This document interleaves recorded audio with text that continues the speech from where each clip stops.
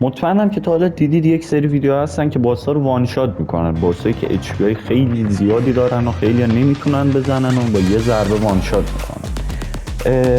حالا معمولا اینا از بیلدای مجیک یا استرنج اگه اشتباه تلفظ نکرده باشم استفاده میکنن.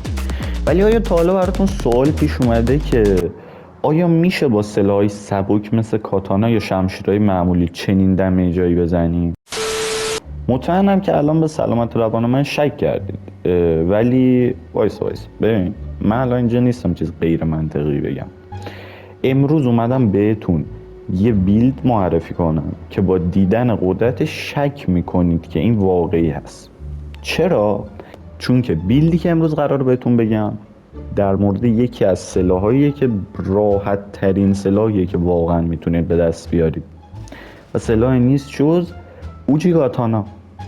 بله میدونم تعجب کردید، اگه هم نمیدونید چی، همون کاتانایی که وقتی بیس سامورایی رو بردارید بهتون میده. دیگه زیاد وقتتون نمیرم، بزن بریم سراغ ویدیو. اولین چیزی که نیاز داریم به دست آوردن کاتانای دوممونه و برای به دست آوردن کاتانای اول باید بیس سامورایی رو برداریم.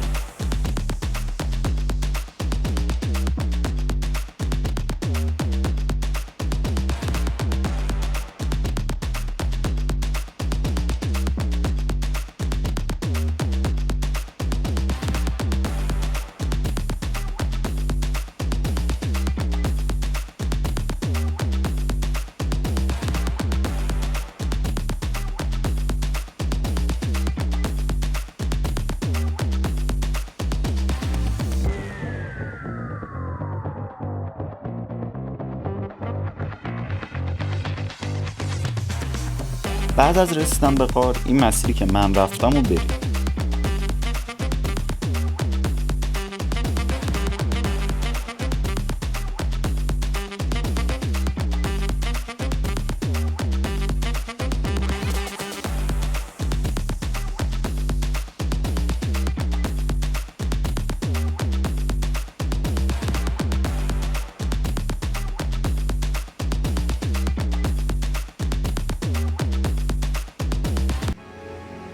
بعد برید به سایت آف گریس این قسمت من.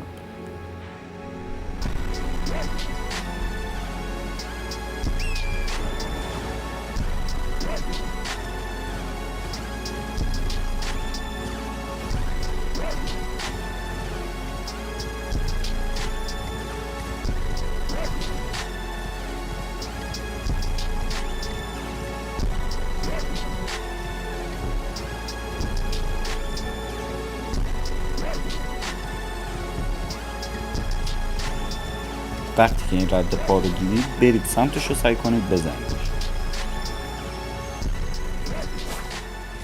الان یکی از قوی ترین اشراف‌وارای بازی رو گرفتیم. بعد برید به این قسمت مپ که دارم نشون میدم. اینجا دقیقا جایی هست که ما میتونیم لاست اشراف‌وار پیدا کنیم.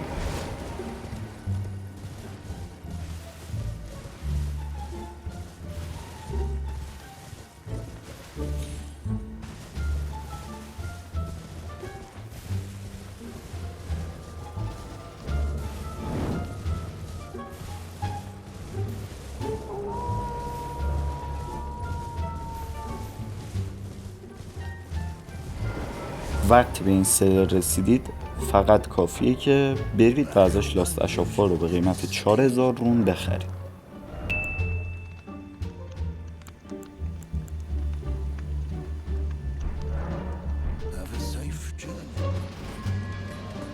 بعد از به دست آوردن اونا میتونید برید و اون اشراف‌واری که یه دونه داشتین ازش رو 2 تا کنید و روی 2 تا کاتاناتون بندازید و بعدش میتونید روی 2 تا دستتون بذارید و ازش استفاده کنید. و الان خودم یه نمونه براتون میذارم که چقدر دمیج میده و چجوریه.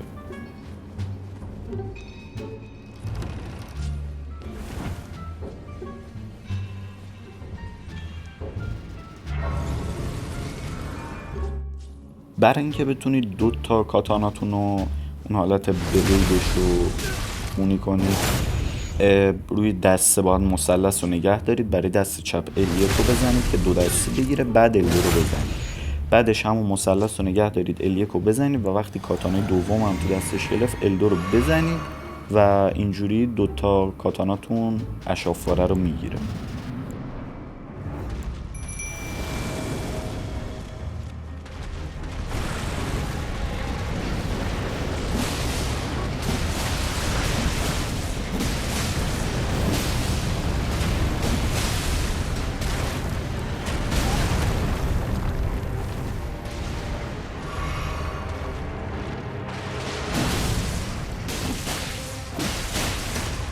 همونجور که میتونید ببینید خیلی راحت HP باس رو نصفش رسونید.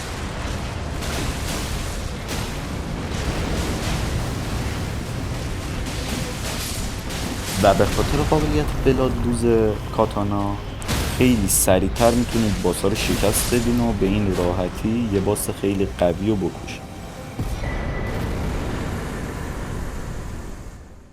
خب بچه ها، اینم بود از این ویدیو. امیدوارم لذت کافی رو برده باشید. اگه آموزش هر سوالی دارید توی کامنت ها بپرسید، 100% آموزشش رو براتون میذارم و به سوالتون جواب میدم. لایک، کامنت و ساب یادتون نره تا ویدیو دیگه. خداحافظ.